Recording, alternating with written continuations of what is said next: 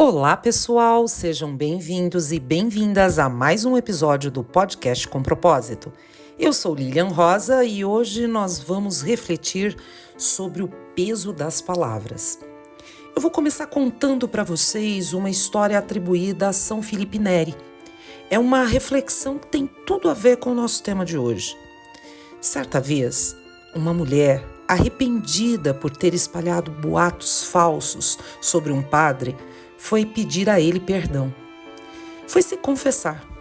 O padre a ouviu com atenção, mas antes de conceder a confissão, o perdão, pediu que ela realizasse uma tarefa, que subisse a um monte, rasgasse um travesseiro de penas e deixasse o vento levar as penas para longe. Achando a tarefa muito estranha, mesmo assim a mulher foi lá e cumpriu o pedido. Quando voltou, o padre deu outra instrução. Agora volte até aquele monte e recolha todas as penas que foram espalhadas pelo vento. A mulher então protestou, ficou brava, dizendo: "Isso é impossível, padre." E aí o sacerdote explicou: "Isso é o mesmo que acontece com a maledicência. Uma vez que espalhamos palavras negativas sobre alguém, não podemos controlar o alcance e o impacto dessas palavras sobre a vida das pessoas. As consequências são muitas vezes irreparáveis." E você? Já foi alvo de algo assim? Já sentiu o peso das palavras de alguém sobre a sua vida? Aposto que todos nós já passamos por isso em algum momento. A dor de saber que falaram de nós pelas costas pode ser devastadora. Não só machuca, mas também nos faz questionar a confiança nos relacionamentos. Dependendo da situação, essa dor pode levar ao estresse, à ansiedade e até mesmo se transformar em um trauma. A grande questão é por que, mesmo sabendo que fere tanto as outras pessoas, nós continuamos alimentando esse hábito. Quem nunca se viu em uma roda de conversa, por exemplo, e de repente lá estamos nós, comentando e criticando a vida alheia? A maledicência é um vício para muitos de nós, mas é um vício que podemos superar. E tudo começa com o autoconhecimento. Sim, é importante nos perguntarmos por que sentimos esse impulso quase incontrolável de criticar os outros. Muitas vezes disfarçamos isso como sinceridade. Quem nunca ouviu: "Eu não faço fofoca, eu só digo a verdade"? Mas se fosse realmente só a verdade, por que raramente ela é dita diretamente para a pessoa, no cara a cara? Para quem tem o hábito de fofocar, fazer maledicência, aqui vai uma reflexão. O ato de falar mal dos outros evidencia mais as fraquezas de quem fala do que as fraquezas de quem é alvo da maledicência.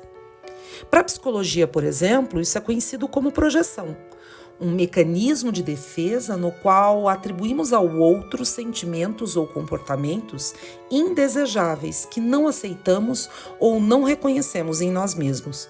Quando Pedro me fala de Paulo, sei mais sobre Pedro do que sobre Paulo. A maledicência, então, é um reflexo das nossas próprias inseguranças e frustrações. Tipo um espelho, sabe? Do ponto de vista religioso, a maledicência também é amplamente condenada. No cristianismo, por exemplo, tem um alerta sobre o poder destrutivo da língua em Tiago, capítulo 3, versículos 5 e 6, que diz que a língua é capaz de contaminar o corpo inteiro e pode até destruir uma vida. Já no budismo, a recomendação é evitar a fofoca e o discurso maldoso, porque isso é essencial para o progresso espiritual. Diante de tudo isso, gente, a pergunta que fica é: como é possível superar a maledicência? É possível. É difícil, mas é possível. E o primeiro passo é reconhecer que nós temos esse hábito. Pode ser um comentário aqui, outro ali, mas precisamos admitir para nós mesmos que nós falamos mal dos outros. Entender que a maledicência pode trazer um alívio momentâneo, um prazer daqueles instantâneos que aquecem o nosso coração e nos anima, porque a verdade é essa. Quando a gente está falando mal dos outros, parece até que a gente fica feliz. Por quê? Porque a gente tira o foco dos nossos problemas enquanto olha para os problemas alheios. Mas, gente, é só isso, um alívio momentâneo para o nosso próprio sofrimento. É uma ilusão. Ela não resolve nada e só aumenta os problemas, a raiva e a antipatia. Por isso, se algo no outro nos incomoda, em vez de criticá-lo ou falar dele para os outros, vamos buscar o autoconhecimento. Vamos refletir o motivo pelos quais os defeitos dos outros nos incomodam tanto. Esse exercício pode nos ajudar a melhorar os nossos próprios sentimentos e evoluir enquanto ser humano, nos tornando pessoas melhores. Uma prática que faz a diferença é, ao final do dia, anotar quantas vezes nós falamos mal de alguém e refletirmos como é que podemos mudar isso no futuro. Vamos fazer um compromisso real com a nossa transformação. Quando trocamos esse hábito prejudicial de falar mal dos outros por atitudes mais construtivas, quem sai ganhando somos nós e todos ao nosso redor também. Afinal, ao nos tornarmos melhores, o mundo se torna melhor junto com a gente.